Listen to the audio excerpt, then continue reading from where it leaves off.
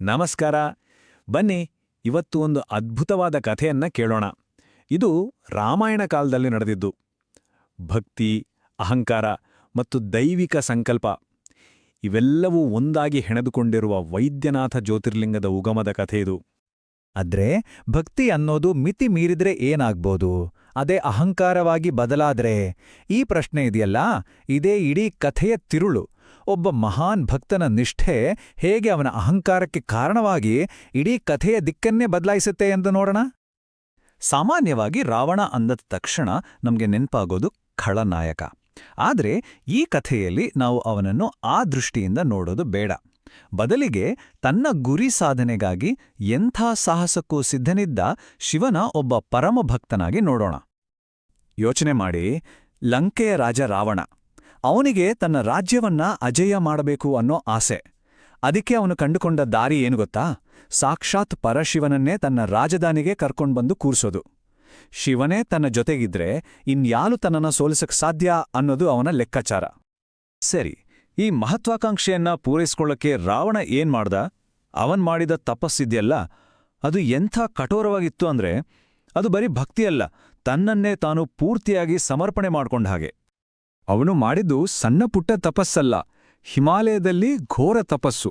ಅಷ್ಟೇ ಅಲ್ಲ, ಶಿವನನ್ನ ಮೆಚ್ಚಿಸೋಕೆ ತನ್ನ ಒಂದೊಂದೇ ತಲೆಯನ್ನ ಕತ್ತರಿಸಿ ಅರ್ಪಿಸ್ತಾ ಬರ್ತಾನೆ. 10ನೇ ತಲೆಯನ್ನ ಕತ್ತರಿಸೋಕ್ ಹೋಗ್ತಿದ್ದಾಗ ಸಾಕ್ಷಾತ್ ಶಿವನೇ ಪ್ರತ್ಯಕ್ಷನಾಗ್ತಾನೆ. ಅಬ್ಬಬ್ಬಾ, ಎಂಥ ಭಕ್ತಿ ಅಲ್ವಾ! ಇದಕ್ಕೆ ಮೆಚ್ಚಿದ ಶಿವ ಅವನಿಗೆ ಕೊಟ್ಟ ವರವೇ ಆ ಆತ್ಮಲಿಂಗ. ಈ ಆತ್ಮಲಿಂಗ ಅಂದ್ರೇನು? ಅದು ಬರೀ ಒಂದು ಕಲ್ಲಿನ ಲಿಂಗ ಅಲ್ಲ, ಅದು ಸಾಕ್ಷಾತ್ ಪರಶಿವನ ಸಾರ. ಶಿವನ ಆತ್ಮವೇ ಆ ಲಿಂಗದ ರೂಪದಲ್ಲಿತ್ತು. ಅಂದ್ರೆ ರಾವಣನಿಗೆ ಶಿವನೇ ತನ್ನ ಜೊತೆ ಲಂಕೆಗೆ ಹೊರಟ ಹಾಗೆ. ಆದ್ರೆ ಶಿವ ವರ ಕೊಟ್ಟಿದ್ರ ಜೊತೆಗೆ ಒಂದು ಕಂಡೀಷನ್ ಕೂಡ ಹಾಕಿದ್ದ. ಒಂದೇ ಒಂದು ಎಚ್ಚರಿಕೆ: ನೀನು ಲಂಕೆಯನ್ನ ತಲುಪುವವರೆಗೂ ಈ ಲಿಂಗವನ್ನ ಎಲ್ಲೂ ನೆಲದ ಮೇಲೆ ಇಡಬಾರ್ದು. ಒಂದು ವೇಳೆ ಇಟ್ರೆ ಅದು ಅಲ್ಲೇ ಶಾಶ್ವತವಾಗಿ ನೆಲೆಸುತ್ತೆ. ನೋಡಿ, ಇದೊಂದೇ ಒಂದು ನಿಯಮ ಇಡೀ ಕಥೆಯ ದಿಕ್ಕನ್ನೇ ಬದಲಾಯಿಸ್ಬಿಡುತ್ತೆ. ಸರಿ, ರಾವಣನಿಗೆ ವರ ಸಿಕ್ತು. ಅವನು ಖುಷಿಯಿಂದ ಲಂಕೆಗೆ ಹೊರಟ. ಆದ್ರೆ ಇಲ್ಲಿಂದ ಕತೆಗೆ ಒಂದು ಹೊಸ ತಿರುವು ಸಿಗುತ್ತೆ. ದೇವಲೋಕದಲ್ಲಿ ಇದನ್ನೆಲ್ಲ ನೋಡ್ತಿದ್ದ ದೇವತೆಗಳಿಗೆ ಶುರುವಾಯ್ತು ನೋಡಿ ಆತಂಕ. ಅವರಿಗಿದ್ದ ಭಯ ಏನಂದ್ರೆ, ಈಗಾಗಲೇ ಇಷ್ಟೊಂದು ಶಕ್ತಿಶಾಲಿಯಾಗಿರೋ ರಾವಣನ್ಗೆ ಸಾಕ್ಷಾತ್ ಶಿವನ ಶಕ್ತಿ ಕೂಡ ಸೇರಿದ್ರೆ ಏನಾಗ್ಬೇಡ, ಅವನು ಅಜೇಯನಾಗ್ತಾನೆ. ಇಡೀ ಬ್ರಹ್ಮಾಂಡದ ಸಮತೋಲನವೇ ತಪ್ಪಿಹೋಗುತ್ತೆ. ಇದು ಕೇವಲ ಭೂಮಿಯ ಪ್ರಶ್ನೆಯಲ್ಲ, ಇಡೀ ಸೃಷ್ಟಿಯ ಪ್ರಶ್ನೆ. ಈ ದೊಡ್ಡ ಸಮಸ್ಯೆಗೆ ಒಂದು ಪರಿಹಾರ ಬೇಕಲ್ವಾ? ಆಗ ದೇವತೆಗಳೆಲ್ಲ ಸೇರಿ ಒಂದು ಪ್ಲಾನ್ ಮಾಡ್ತಾರೆ.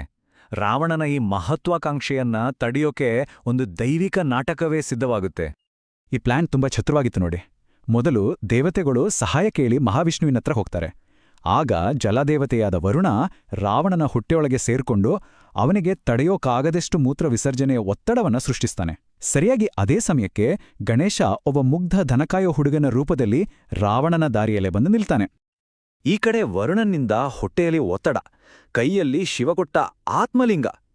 ಏನ್ ಮಾಡೋದು ಅಂತ ರಾವಣನಿಗೆ ತೋಚೋದೇ ಇಲ್ಲ. ಆಗ ಅವನ ಕಣ್ಣಿಗೆ ಬೀಳೋದು ಆ ಮುಗ್ಧ ಹುಡುಗ.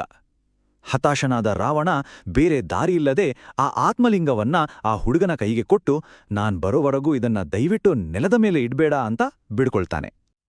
ಮತ್ತು ಇಲ್ಲೇ ನೋಡಿ ಕಥೆಯದರ ಕ್ಲೈಮ್ಯಾಕ್ಸ್ಗೆ ಬಂದು ತಲುಪೋದು. ದೇವತೆಗಳ ಪ್ಲಾನ್ ವರ್ಕ್ ಆಗಿ ಇಡೀ ಇತಿಹಾಸವನ್ನೇ ಬದಲಾಯಿಸೋ ಕ್ಷಣ ಬಂದೇ ಬಿಡುತ್ತೆ. ರಾವಣಲ್ಲಿಂದ ಹೋದ್ದೇ ತಡ, ಗಣೇಶನ ಆಟ ಶುರು. ರಾವಣನ ಹೆಸರನ್ನ 3 ಸಾರಿ ಕೂಗ್ತಾನೆ. ರಾವಣ ಬರೋದು ತಡವಾಯ್ತು ಅನ್ನೋ ನೆಪ ಹೇಳಿ ಕೈಯಲ್ಲಿದ್ದ ಆತ್ಮಲಿಂಗವನ್ನ ನಿಧಾನವಾಗಿ ನೆಲದ ಮೇಲೆ ಇಟ್ಟುಬಿಡ್ತಾನೆ. ಅಷ್ಟೇ, ಶಿವಕೊಟ್ಟ ಮಾತಿನಂತೆ ಆ ಲಿಂಗ ಅಲ್ಲೇ ಶಾಶ್ವತವಾಗಿ ಸ್ಥಾಪನೆಯಾಗ್ಬಿಡುತ್ತೆ. ರಾವಣ ವಾಪಸ್ ಬಂದು ನೋಡಿದಾಗ ಅವನಿಗೆ ಆಘಾತ. ತನ್ನೆಲ್ಲ ಶಕ್ತಿ, ತನ್ನ 20 ಕೈಗಳ ಬಲವನ್ನೆಲ್ಲ ಹಾಕಿ ಆ ಲಿಂಗವನ್ನ ಎತ್ತೋಕೆ ಪ್ರಯತ್ನ ಪಡ್ತಾನೆ. ಆದರೆ 1 ಇಂಚು ಕೂಡ ಅಲ್ಲಾಡ್ಸೋಕಾಗಲ್ಲ. ಅವನ ಅಹಂಕಾರ, ಅವನ ಶಕ್ತಿ ಎಲ್ಲವೂ ದೈವಿಕ ಸಂಕಲ್ಪದ ಮುಂದೆ ಸೋತೋಗುತ್ತೆ. ಆ ಹೋರಾಟದಲ್ಲಿ ಲಿಂಗದ ಮೇಲ್ಭಾಗಕ್ಕೆ ಸ್ವಲ್ಪ ಹಾನಿ ಕೂಡ ಆಗುತ್ತೆ. ಆದ್ರೆ ನೋಡಿ, ರಾವಣ ಸೋತರೂ ಶಿವ ಅವನ್ನು ಹಾಗೇ ಬಿಡ್ಲಿಲ್ಲ. ಆ ಸ್ಥಳದಲ್ಲಿ ಪ್ರತ್ಯಕ್ಷನಾಗಿ ಒಬ್ಬ ವೈದ್ಯನ ತರ ಬಂದು ರಾವಣನಿಗೆ ತಪಸ್ಸಿನಿಂದಾದ ಗಾಯಗಳನ್ನೆಲ್ಲ ವಾಸಿ ಮಾಡ್ತಾನೆ. ತನ್ನ ಭಕ್ತನನ್ನ ಕಾಪಾಡ್ತಾನೆ. ಹಾಗಾಗಿಯೇ ಆ ಜ್ಯೋತಿರ್ಲಿಂಗಕ್ಕೆ ವೈದ್ಯನಾಥ ಅಂದ್ರೆ ವೈದ್ಯರ ಒಡೆಯ ಅನ್ನೋ ಹೆಸರು ಬಂತು. ಇದು ಕಥೆ. ಆದರೆ ಆ ಸ್ಥಳದ ಮಹತ್ವ ಇವತ್ತಿಗೂ ಹಾಗೇ ಇದೆ. ಈ ಜ್ಯೋತಿರ್ಲಿಂಗ ಇಂದಿನ ಕಾಲದಲ್ಲೂ ಯಾಕೆ ಇಷ್ಟೊಂದು ಪ್ರಮುಖವಾಗಿದೆ ಅಂತ ನೋಡೋಣ ಬನ್ನಿ. ಈ ಸ್ಥಳ ಕೇವಲ ಒಂದು ಪೂಜಾ ಸ್ಥಳವಾಗಿ ಉಳಿದಿಲ್ಲ, ಇದು ಜನರ ನಂಬಿಕೆಯ ಕೇಂದ್ರ. ಇಲ್ಲಿಗೆ ಬಂದ್ರೆ ದೈಹಿಕವಾಗಿ ಮಾನಸಿಕವಾಗಿ ಕಾಡೋ ಕಾಯಿಲೆಗಳು ವಾಸಿಯಾಗುತ್ತೆ ಅನ್ನೋದು ಲಕ್ಷಾಂತರ ಭಕ್ತರ ನಂಬಿಕೆ. ಅದಕ್ಕೆ ಇದೊಂದು ಪ್ರಮುಖ ಯಾತ್ರಾ ಸ್ಥಳವಾಗಿದೆ. ಜೊತೆಗೆ ಭಕ್ತಿ ಮತ್ತು ಅಹಂಕಾರದ ನಡುವಿನ ಈ ಕಥೆ ಇವತ್ತಿಗೂ ನಮಗೆ ಪಾಠ ಹೇಳುತ್ತೆ.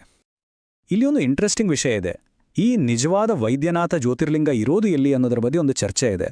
ಕೆಲವರು ಝಾರ್ಖಂಡ್ನ ದಿಯೋಘರ ಅಂತ ಹೇಳಿದ್ರೆ, ಇನ್ನು ಕೆಲವರು ಮಹಾರಾಷ್ಟ್ರದ ಪರ್ಲಿ ಅಂತಾರೆ. ಎರಡೂ ಕಡೆ ದೇವಾಲಯಗಳಿವೆ. ಆದರೆ ಈ ವಿವಾದ ಏನೇ ಇರಲಿ, ಭಕ್ತರ ಪಾಲಿಗೆ ಎರಡೂ ಸ್ಥಳಗಳು ಅಷ್ಟೇ ಪವಿತ್ರವಾದವು. ಸರಿ, ಈ ಇಡೀ ಕಥೆಯನ್ನ ಕೇಳಿದ ಮೇಲೆ ಮನಸ್ಸಲ್ಲಿ ಒಂದು ಪ್ರಶ್ನೆ ಮೂಡುತ್ತೆ. ಈ ಕಥೆಯಲ್ಲಿ ನಿಜವಾಗಿಯೂ ಗೆದ್ದಿದ್ದು ಯಾರು? ರಾವಣನ ಗುರಿಯನ್ನ ತಡೆದ ದೇವತೆಗಳೇ? ಅಥವಾ ಕಷ್ಟದಲ್ಲಿದ್ದ ತನ್ನ ಭಕ್ತನನ್ನ ಕಾಪಾಡಿದ ಶಿವನೇ? ಅಥವಾ ತನ್ನ ಅಹಂಕಾರದಿಂದ ಸೋತ್ರೂ ಭೂಮಿಯ ಮೇಲೆ ಒಂದು ಪವಿತ್ರ ಕ್ಷೇತ್ರ ನಿರ್ಮಾಣ ಆಗೋಕೆ ಕಾರಣನಾದ ರಾವಣನೇ? ಯೋಚನೆ ಮಾಡಿ.